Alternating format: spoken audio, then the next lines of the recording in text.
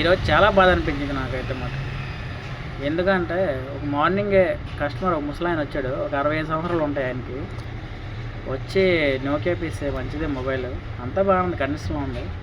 కానీ వాళ్ళ కొడుకు కోడలు ఫోన్ అటు రావట్లేదంట, వాళ్ళిద్దరు ఫోన్లే రావట్లేదంట, మిగతా వాళ్ళందరికీ వస్తున్నాయి అంట.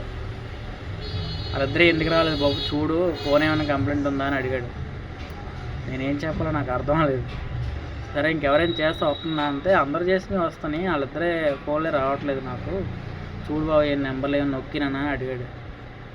చూశాను బ్లాక్ లిస్ట్లో ఏమున్నాయని చూస్తే అసలు అంత బాగానే ఉంది, ఏ ప్రాబ్లం లేదు. బ్లాక్ లిస్ట్లో కూడా ఏ నెంబర్లు లేవు. మరి ఇంకేం చెప్పను అర్థం లేదు నాకు. సరే చేస్తానులే, వెళ్ళండి, చేస్తే వస్తుందిలే అని చెప్పాను.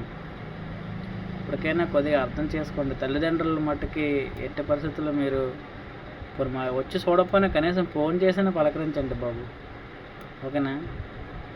పేరెంట్స్ని వదిలేసిన పిల్లలకు చెప్తాను నేను, పెళ్ళి అయిపోయినంత మాత్రం నా జీవితం అయిపోలేదు, ఇంకా బోల్డ్ ఉన్నాయి.